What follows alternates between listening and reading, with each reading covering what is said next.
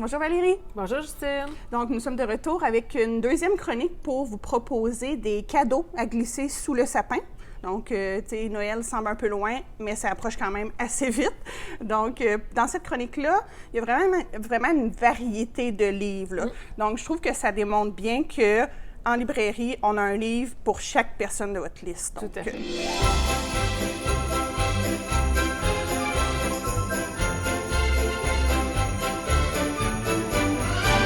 Est-ce que tu voulais commencer? On n'a pas établi d'ordre, mais je vais te laisser la parole dès maintenant. Je commence tout de suite avec des livres qui ont rapport avec l'alimentation. Parfait. Là, je vais tasser un petit peu celui-là.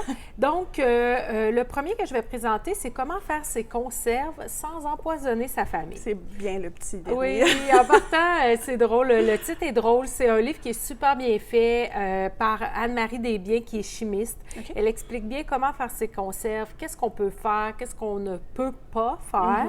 Donc, elle donne plein de trucs. Le livre est cute, il y a des petites illustrations, il y a un petit côté...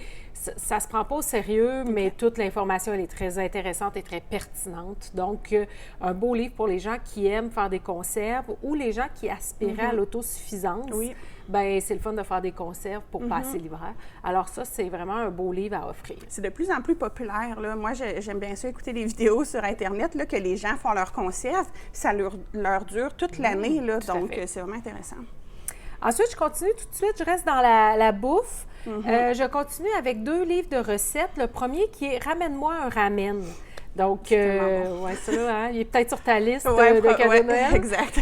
Donc, c'est vraiment un livre pour pimper nos ramen. On est loin du ramen acheté au Dollarama dans 50 cents. À 50 cents. C'est tellement des belles recettes avec des protéines, de la viande, toutes sortes d'ingrédients. C'est vraiment un livre pour les fanatiques là, de ramen. Là, c'est vraiment un beau livre de recettes.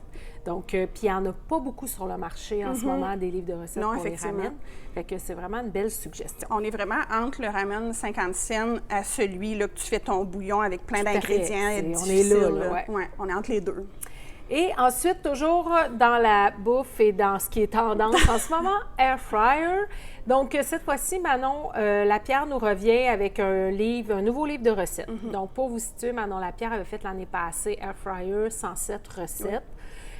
Qui avait été un immense succès. C'était l'an passé un livre de recettes plus de base et de choses simples. Cette fois-ci, elle dit hey, c'est pas obligé d'être toujours là, super simple, puis on peut faire des super belles recettes, même pour recevoir avec la fryer. Donc là, elle nous amène ailleurs avec son livre de recettes. C'est vraiment de super belles recettes. C'est pas très compliqué. Tantôt, je m'amusais à le feuilleter. C'est pas très compliqué. C'est pas si long.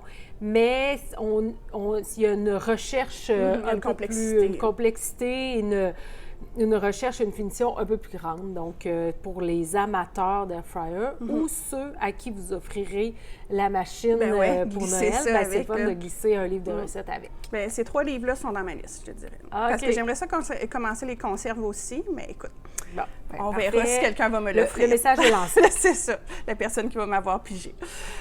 Donc, moi, j'enchaîne, là, comme je dis, avec un autre sujet complètement différent, c'est-à-dire les bandes dessinées. Donc, on connaît tout quelqu'un là, qui tripe bande dessinée. Donc, j'ai 2 suggestions pour cette personne-là. On commence avec Harlem de Michael. Donc, Valérie me parlait justement de l'auteur de cette bande dessinée-là, l'auteur et l'illustrateur probablement, qui est super bien réputé là, en librairie, que ces bandes dessinées se vendent super bien. Et je l'ai feuilleté et je comprends pourquoi, parce que les dessins sont vraiment magnifiques, puis ça te plonge dans le monde de sa bande dessinée. Donc, c'est super beau, ce point-là.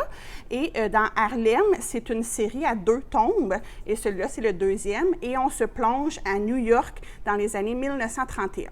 Donc, on est vraiment un fond de mafia, des gens qui veulent faire entendre leur voix et tout ça. Donc, ça brasse un peu là-dedans.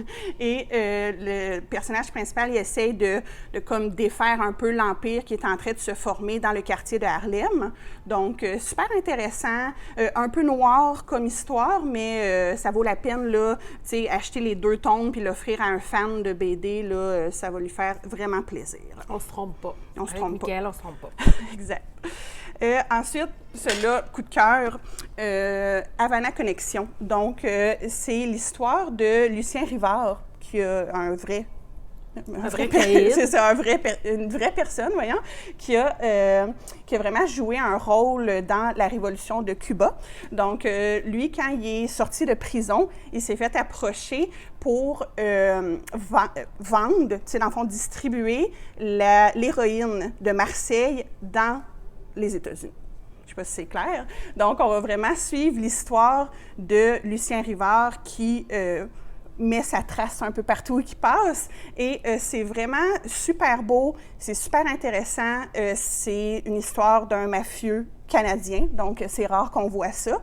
Mais c'est ça, c'est encore un peu une histoire noire, mais ça vaut vraiment la peine d'en apprendre un peu plus aussi sur notre histoire. Et évidemment, il y a l'histoire de Cuba. Dans le fond, ça se passe à Cuba en 1956. Donc, il y a un peu l'histoire de Cuba aussi là-dedans. Là. C'est une belle BD, puis je ne sais pas si on voit bien, mais c'est une BD, c'est gros, c'est un gros livre. Puis c'est super beau à l'intérieur, là. Puis, tu sais, on connaît Lucien Rivard pour son trafic et tout ça, mais il a vraiment joué un rôle dans la révolution cubaine, là. Donc, ça vaut vraiment la peine, autant au niveau plaisir, tu sais, de lire une bande dessinée qu'au niveau historique, apprendre quelque chose. Tout à fait. Ensuite, moi, je continue avec Noble Essence. Ça, c'est vraiment mon coup de cœur. Même si je ne suis pas une si grande fanatique d'huile essentielle, le livre est magnifique et c'est vraiment un guide des plantes aromatiques et des huiles essentielles du Québec. Mm-hmm. Donc, on présente bien, là, tout. Puis là, je le feuillette, puis toutes les petites plantes qu'on voit partout, les arbres. Il y a un super beau tableau des conifères, là. Mm-hmm. Vraiment, ça nous décortique tous les conifères. Ouais. Donc, et là, ça nous explique, bon, chaque plante, qu'est-ce qu'elle est, elle est composée de quoi, à quoi elle peut servir. À quoi ça sert, ouais. Et à la fin du livre aussi, il y a toute une série de maladies ou c'est des maladies ou des choses qu'on voudrait soigner, des maux, avec qu'est-ce qu'on peut utiliser. Donc, il est fait dans les deux sens, puis il y a même un tableau récapitulatif de tout ça. Donc, pour les fanatiques de nos plantes, de nos arbres, autant que pour les fanatiques d'huile essentielle, c'est un beau livre à offrir ou à s'offrir. Puis il n'y en a pas beaucoup aussi, là, des livres sur les huiles essentielles, là, pour trouver quelle huile essentielle fait quelle chose. Ou, et là, particulièrement du Québec, à la limite, tu peux partir avec ton livre, récolter, puis faire ton huile essentielle. Là, c'est vraiment le fun. Encore un livre sur ma liste. Donc, je vais enchaîner avec des biographies de personnes très connues. Puis là, je vais vous les présenter, mais vous savez déjà c'est qui, là. Donc, la biographie de Britney Spears qui vient tout juste de sortir en librairie, là, il y a quelques semaines, et on entend parler, là, partout. Pour moi, je le vois partout. Mondiale. Exactement. Ça a tout sorti en même temps. Et dans le fond, dans cette biographie-là, c'est Britney Spears qui l'a écrit. Donc, c'est vraiment elle qui parle. Et elle passe vraiment là de son enfance, son adolescence qui a été hyper médiatisée là, parce qu'elle était hyper connue à ce moment-là. Et aussi là, sa vie adulte là, sous la tutelle de son père, toutes les difficultés qu'elle a rencontrées. Et c'est vraiment... c'est fait dans l'humour, mais en même temps, elle ne se prive pas de dire des choses. Là. Elle dit tout ce qu'elle a à dire et probablement que ça lui a fait du bien. Là. Parce qu'on a beaucoup entendu parler dans toute son histoire avec Justin Timberlake. Exactement. Donc, je pense qu'elle a dit vraiment ce qu'elle avait à dire. Ça n'a peut-être pas fait l'affaire de tout le monde. Oui, non. Mais c'est un récit qui est super émouvant, qui est poignant, mais en même temps qui est amené avec un peu d'humour. Comme Britney, je pense qu'il y a quand même une certaine profondeur, même si elle n'a pas toujours montré. C'est pas juste une chanteuse pop. Là. Je pense qu'il y a quelque chose de caché en arrière de ça. Donc, ça vaut vraiment la peine là, de se plonger dans son histoire puis de comprendre un peu plus ce qui lui est arrivé. Là. Et ensuite, la deuxième personne qu'on connaît super bien, Elon Musk, un peu controversé, aimé, pas aimé. Donc, Elon Musk, on connaît c'est qui, là, Tesla, il a acheté Twitter aussi. Il y a des opinions assez... tranchante. Il est comme, c'est ça qui est ça. Et comme je dis, on l'aime ou on l'aime pas. Et cette biographie-là a été écrite par lui qui a écrit celle de Steve Jobs. Oui, c'est un biographe qui est reconnu. Là, entre autres, c'est ça. C'est lui qui avait fait celle de Steve Jobs, que les gens avaient beaucoup aimé. Ça fait que lui a suivi Elon Musk. Et c'est vraiment une brique, là. Puis à l'intérieur de ça, il y a son parcours, comment il a monté haut dans l'échelle de la popularité et comment il fait... Qu'est-ce qu'il fait pour changer le monde d'aujourd'hui? Parce que veut pas embarquer la voiture électrique dans notre société d'aujourd'hui, c'est quand même un gros move, là. C'est un gros mouvement. Donc, il y a ça ici. Et il y a plein de photos aussi à l'intérieur, là, les petites pages blanches. Là, il y a tout plein de photos de lui dans son parcours et dans son ascension vers la gloire, je dirais même. Tu sais, qu'on l'aime ou qu'on l'aime pas, je pense que ça peut être intéressant de lire le livre, puis pertinent juste pour découvrir davantage le personnage. Le personnage, parce que veut pas, on dirait un personnage, mais il y a une personne cachée en arrière. Donc, moi, je vais terminer ma table avec 2 livres qui sont plus en affaires cette fois-ci. Oui. Donc, regagner votre crédibilité financière. Dans ce cas-là, la femme qui le fait, c'est vraiment quelqu'un qui a travaillé en finance et pour toute sa vie. Et elle donne vraiment des trucs pour les gens qui ont des difficultés financières ou des problèmes financiers. Donc, comment se sortir de ses dettes. Et si on n'arrive pas à s'en sortir, bien, elle explique aussi comment travailler avec une agence de recouvrement, comment choisir la bonne, qu'est-ce que ça implique de travailler avec une agence de recouvrement.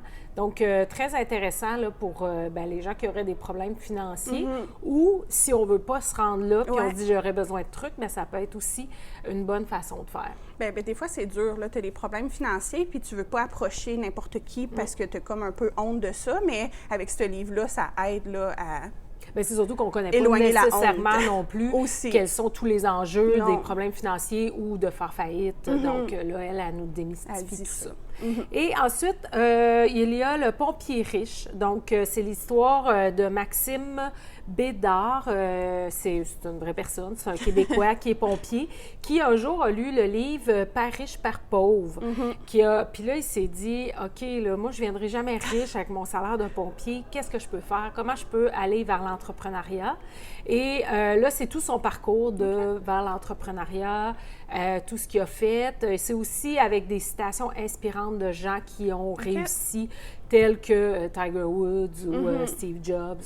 Fait que c'est vraiment un livre, je pense, pour s'inspirer de la réussite de quelqu'un, de ce qu'il a pu faire et de son parcours. Et c'est co-écrit avec Mark Fisher, donc on connaît bien, qui a écrit plusieurs livres dans le style et sur le sujet. Donc, ça montre que n'importe qui peut devenir riche, là, exact. Peu importe ton emploi. Exact.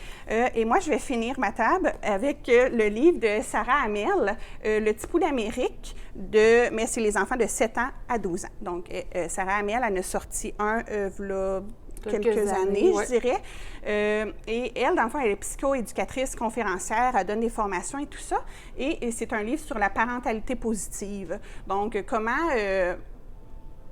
aider ton enfant dans son développement. Puis là, vu que c'est les 7 à 12 ans, on est moins dans les crises de bacon de 2 ans et tout ça, et on est plus dans développer son estime de soi, trouver qui il est en tant que personne, l'enfant. Donc, c'est surtout qu'il y a l'école qui embarque là-dedans, les chamailleries qui pourraient se passer, tout ça, c'est vraiment comment l'approcher de manière positive sans brimer ton enfant. Donc, c'est super bien fait. À l'intérieur, c'est super beau. Il y a tout plein de couleurs, tout plein de trucs. Donc, c'est vraiment interactif comme livre, là. Tu lis pas genre de gauche à droite, puis ça finit là. C'est sûr que ce livre-là va se faire surligner à plusieurs reprises si vous l'offrez à des parents. Et c'est ça, comment gérer les émotions et tout ça. Il y a tout plein de trucs et c'est vraiment pertinent à voir, là. Puis, c'est un livre un peu rentre-dedans, mais de manière positive. Il nous challenge, Oui, exactement. Je voulais préciser que oui, effectivement, il y a quelques années, elle avait sorti Le petit bout d'Amérique, qui est vraiment pour les plus petits. Exact. Donc, peu importe l'âge de l'enfant à qui vous allez l'offrir, il y a un des deux livres qui va être pertinent, c'est certain. Puis, ils sont super pertinents, ils sont super populaires. Donc, c'est vraiment, là, à tous les parents de votre entourage, vous pourriez donner ça et ils seraient super contents, là. Donc, le petit bout d'Amérique. Ça complète notre chronique d'aujourd'hui. Méli-mélo. Méli-mélo, exact. Donc, j'espère que ça vous a inspiré et il en reste encore à venir. Donc, suivez-nous sur les médias sociaux puis vous pourrez avoir plein d'autres belles suggestions. Merci beaucoup. Merci.